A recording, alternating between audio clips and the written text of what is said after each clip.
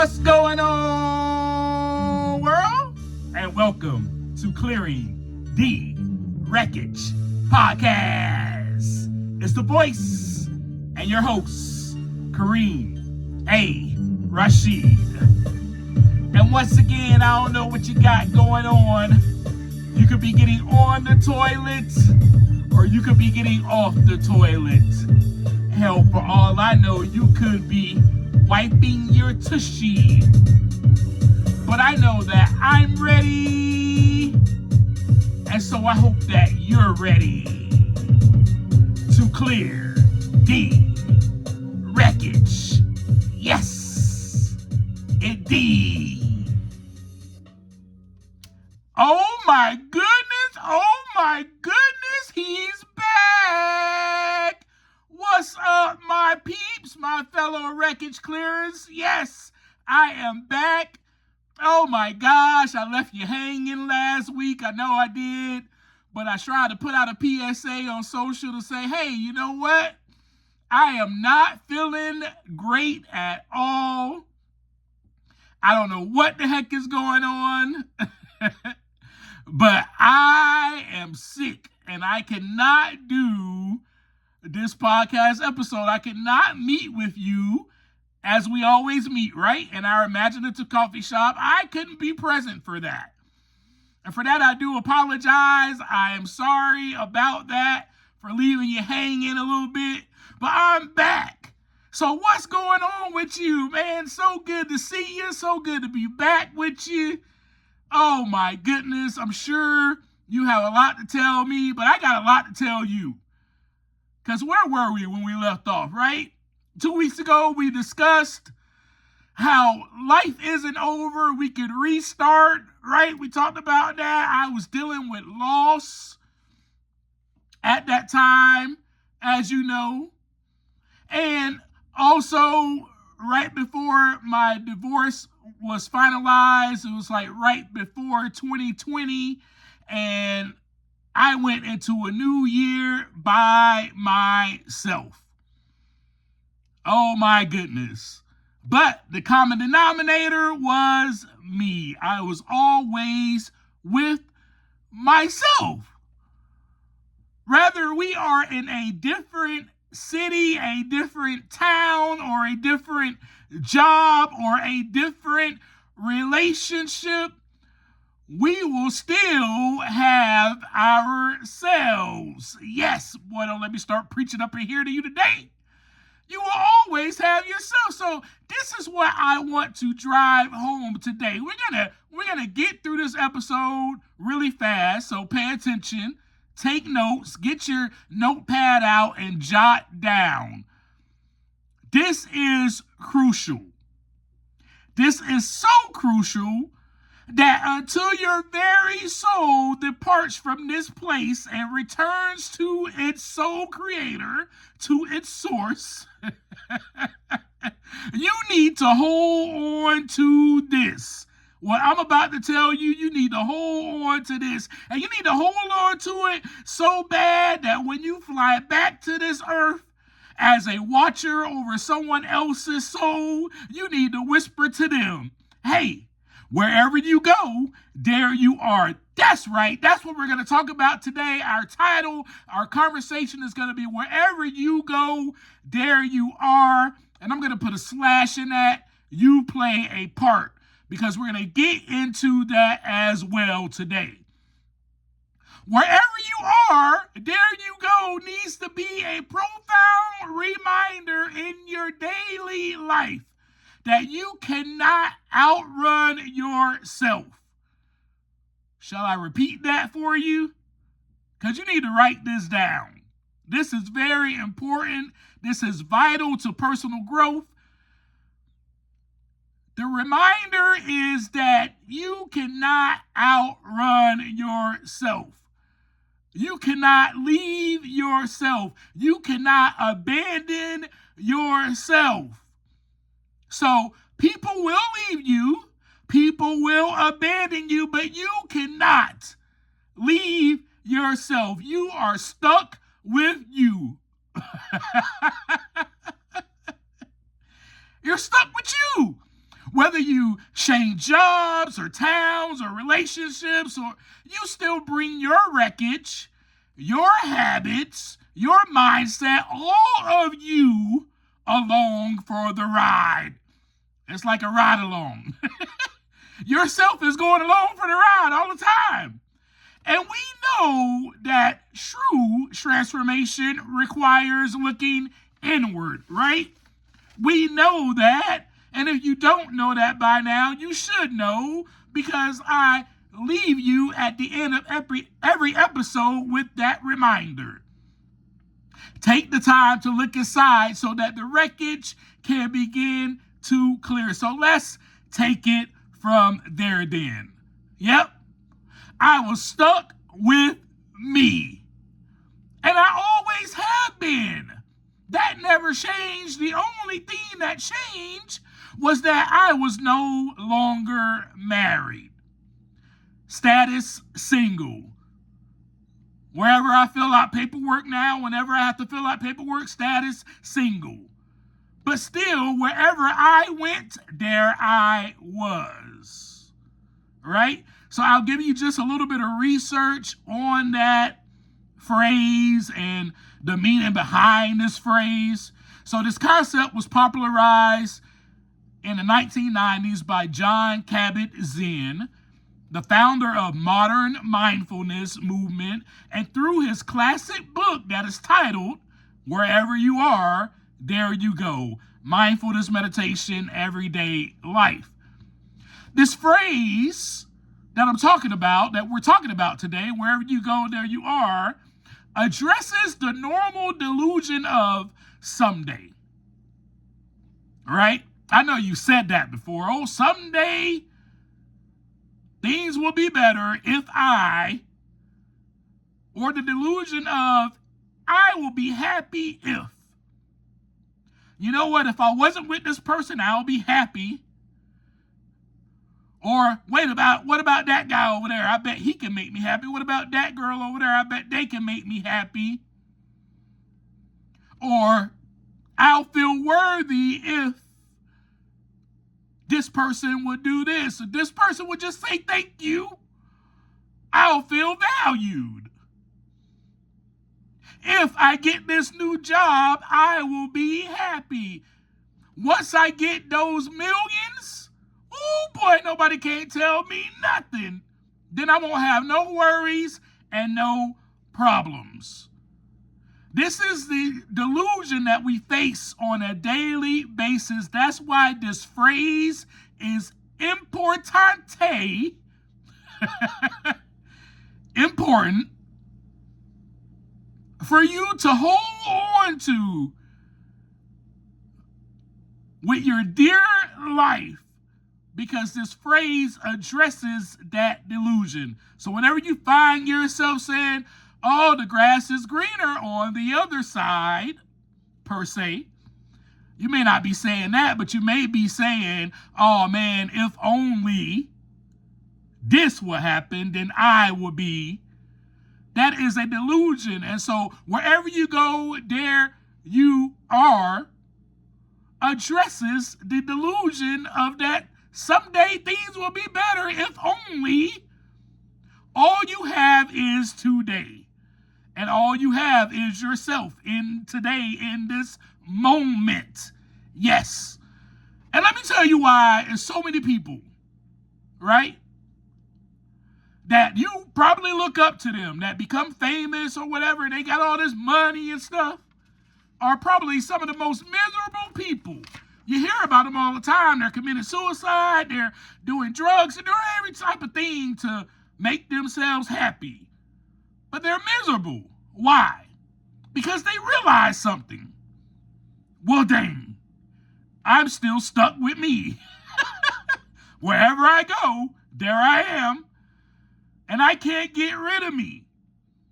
And truthfully, here is the hardcore truth that they have to sit with. I do not like myself. And that is the issue, my friends. That is the issue. You will always wind up in the same mental state until you directly confront and process your patterns, till you confront your wreckage. That is why at the end of every conversation, I tell you how to confront it and why it is important. But here is where I struggled once I was by myself, and it's time to go ahead and get real with you. Here's where I struggled when I was by myself. Once I got out of that marriage, here's where I struggled. Well, there was no one else to fix or save. Oh boy. Ooh, that was a foundational truth for me that I had to realize about myself. Well, there is no one else to fix or save. And here is another hardcore truth that I had to sit with. That made me feel worthy. That made me feel good. That also made me feel superior. That also made me feel valued. That also made me feel needed. I had to confront all those things. Wait a second, this is my pattern? I feel valued when I can fix someone. I feel needed when I can rescue someone from their despair. The lady in distress, the lady in despair. I feel superior or even better than them when I can solve their problem. Do you see the pattern? I see it. And my friends, this was the wreckage that I had to confront. I saw it head on. And I was like, oh, man, okay. Now that I recognize this in myself, how do I move forward from here? Well, the first thing for me that I had to do was accept that, yeah, this is a pattern, Kareem. This is a pattern. This is what you do. And the reason why is because you are placing your worth on how others make you feel. Let me repeat that. I'm going to repeat that for you. I was placing my worth on how others made me feel. And let me just clarify something before we even move forward from that statement. No one on this earth, no one can make you feel anything. This is where I was delusional. This is where I was falling short with myself. Not with anybody else, but this is where I was not giving myself that love, that worth that I needed to give myself because I was looking for other people to give it to me. I was looking for, in that situation, my ex-wife to give it to me. So I was placing my worth on how others made me feel. And so there I was again, self-worth diminished. And yeah, I mean, definitely, after everything that I went through in my marriage, I mean, I could see how it affected my self-worth. I could. However, it only affected my worth because I allowed it to affect my worth. It only affected my worth because my worth was coming from her. So the times when you start feeling a certain way because of,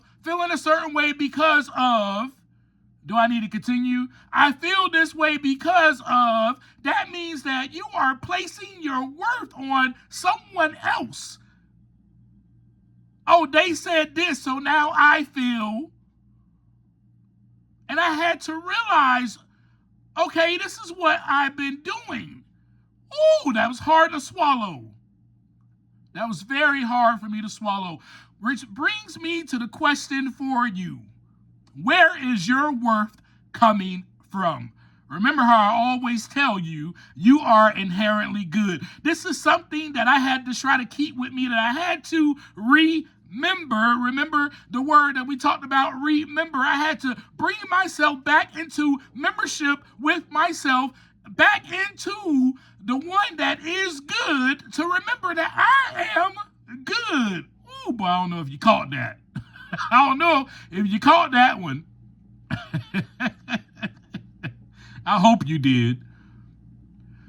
But accepting that, for me, accepting that means that you carry yourself. I had to carry myself everywhere I go. It forces me to take accountability. So accepting that phrase, hey, guess what? You know what? Wherever I go, there I am. Wherever you go, there you are. And also realizing that, man, my self-worth was dependent upon her, was dependent upon other people. So then accepting that forced me to take accountability. Forced me to take accountability and look at myself instead of blaming others or my environment or my spouse, my ex-spouse at the time, etc., for repeated conflicts or feelings of stagnation or feelings of low self-worth. So it empowers us instead, and what it did was it empowered me to ask the ultimate question. The ultimate question. How am I the common denominator here? So it was time for me to end the cycle of avoidance. That's the first thing that we need to do. Once we take that phrase with us, wherever you go, there you are. Now it's time to end the cycle of avoidance. It's time to accept that I carry myself everywhere I go. So that forces me now to take accountability. I can no longer blame others. I can no longer blame my environment. I can no longer blame my spouse. I can no longer blame my boss, etc. For repeated conflicts, for feelings of stagnation, for whatever feelings of low self-worth. I cannot no longer do that because wherever I go, there I am. That means, hey, I am the common denominator here. So I had to stop avoiding myself by blaming others or focusing on saving someone else.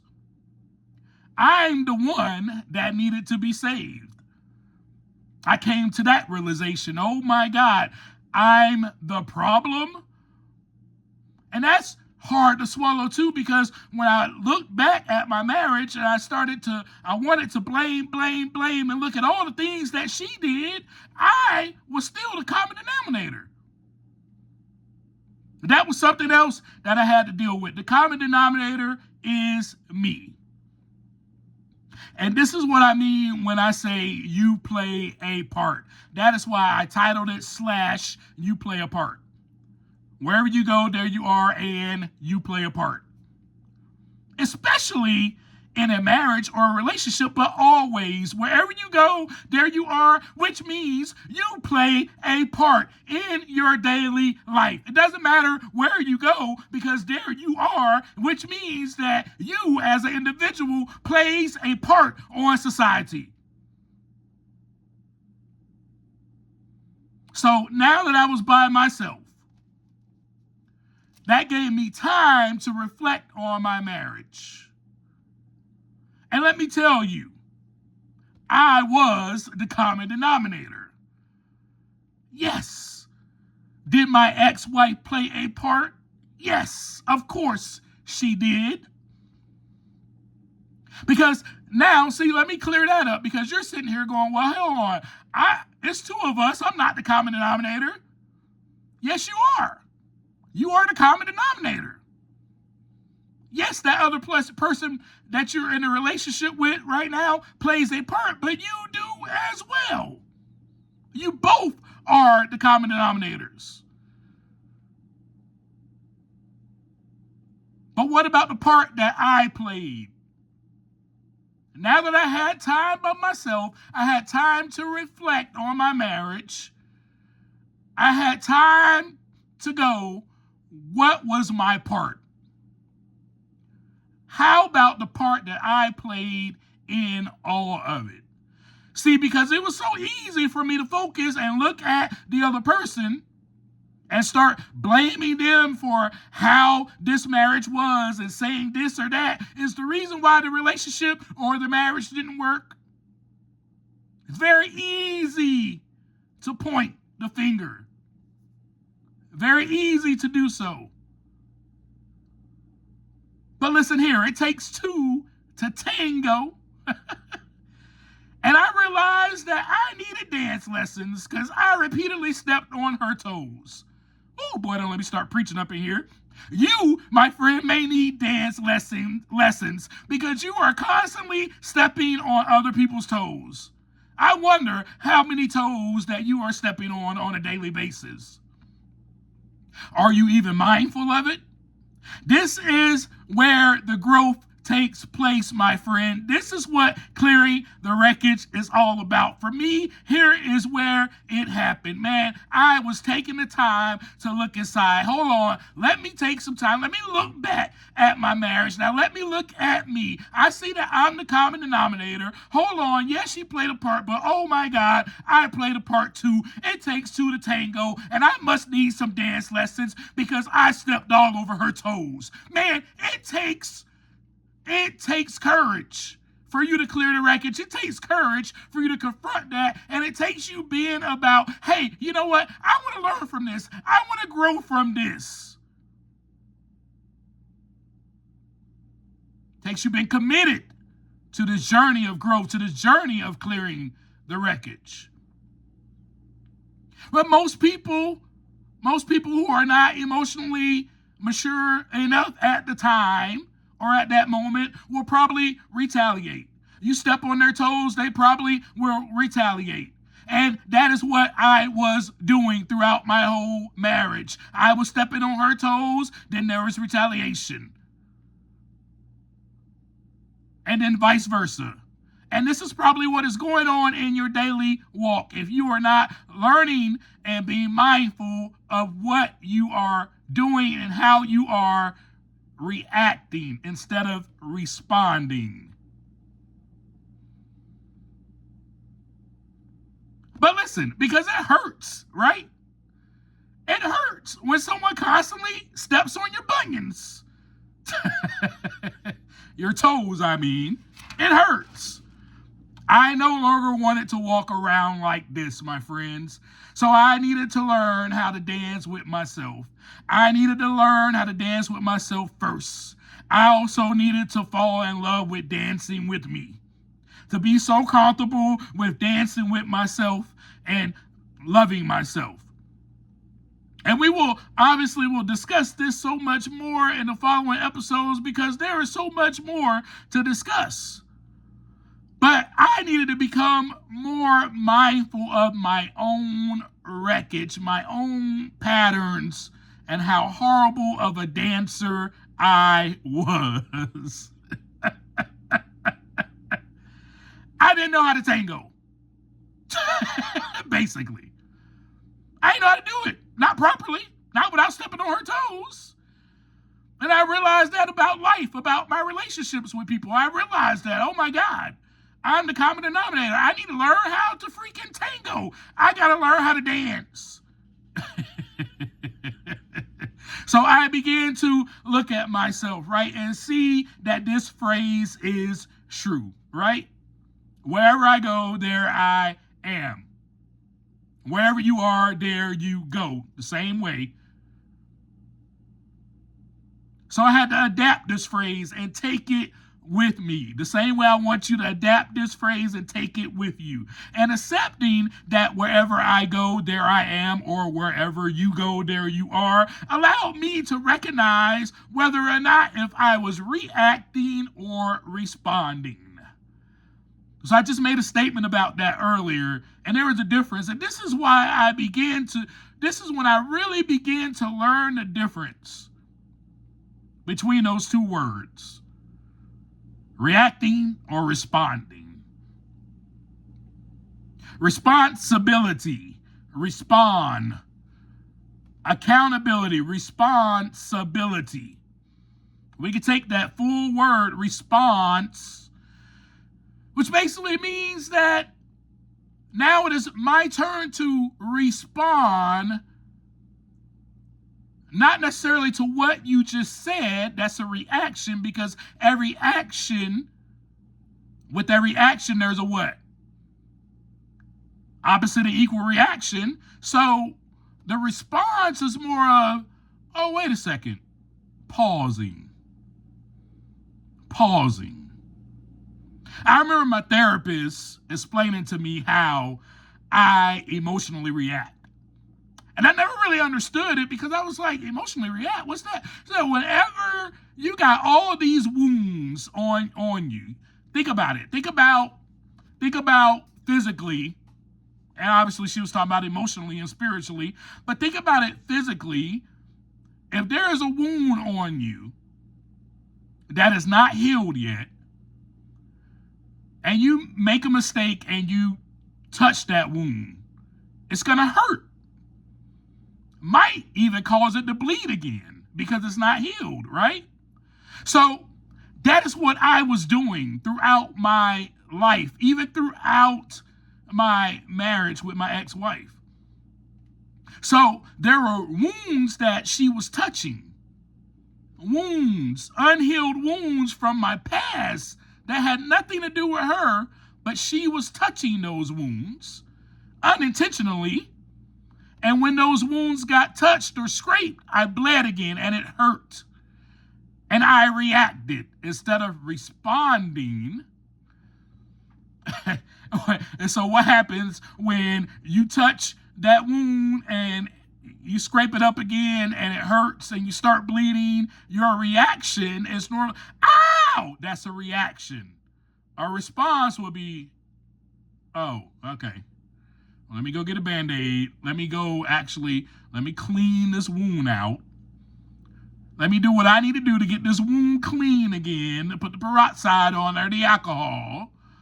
And let me bandage it up and go about my day. You understand the difference? So I was trying to give you that analogy so you can kind of understand the difference. And that's kind of what my therapist explained to me. And she would say something about like a rational mind, or an irrational mind, or a wise mind, which is more of the balance. And the wise mind is more of a person who learns to pause and not react. Who learns to pause and not react when those things happen. Right?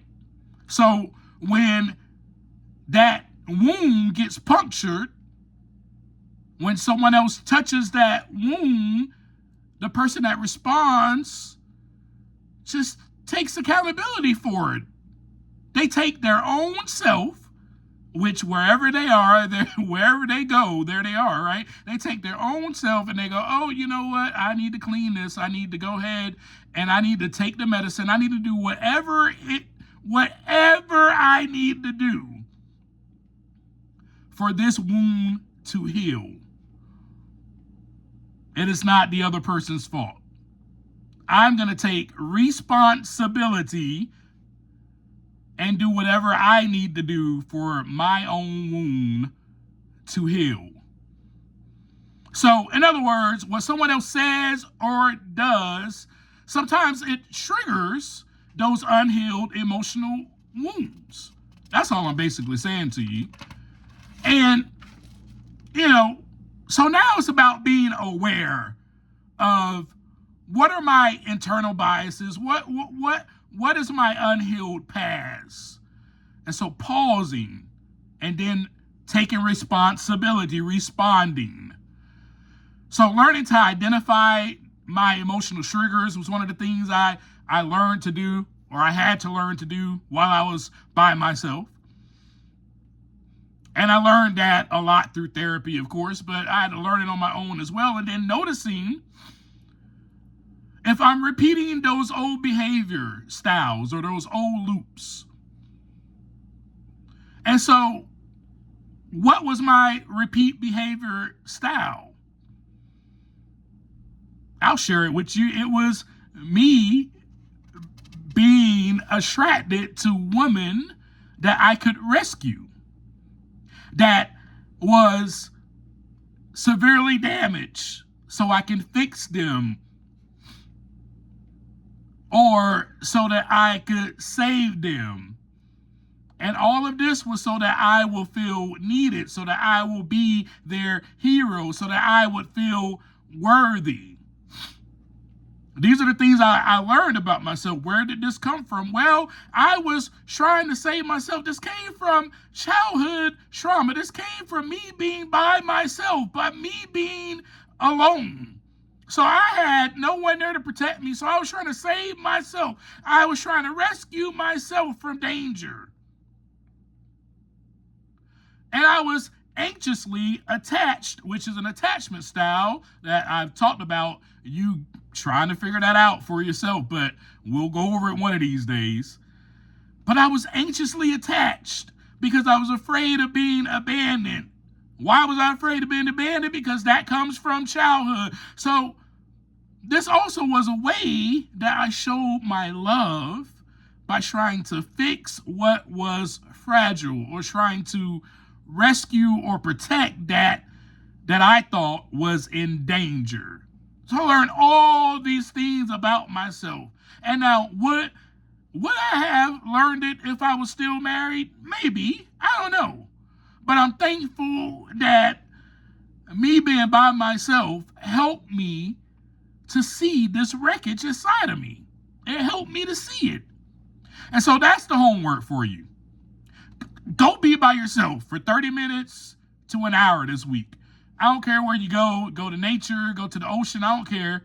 You know, for me, it was going to the ocean for a little bit and enjoying the scenery and just sitting by myself, taking me, and I'll take a notepad with me. You can call it a journal, whatever. And I would write down my thoughts. And so that is your homework. Go and be by yourself for 30 minutes to an hour this week. And when you're by yourself, realize that wherever you go, there you are. You are taking yourself with you wherever you go. In that time alone, I want you to hear your thoughts. Don't judge them, just listen to them and write them down. And I want you to ask whether or not, if you are the common denominator in those thoughts. And then the last thing I want you to do, and when I ask you to do this, I sincerely want you to do this. I don't think anybody has yet. But I want you to DM me, direct message me, and share one of those thoughts that you had with me. Just one. You don't have to get so in depth with me. Just share one thought that you had with me. That you wrote down, that you didn't judge, you just wrote it down. But again, I want you to ask yourself before you DM me, hey, was I the common denominator in that thought? And so that's all I got for you today. Once again, so glad that y'all are here with me today, that you didn't give up on me, that you're still my faithful wreckage clearing community. Yes, let's go. And as I always leave you, take the time to look inside so that the wreckage can begin to clear. Peace.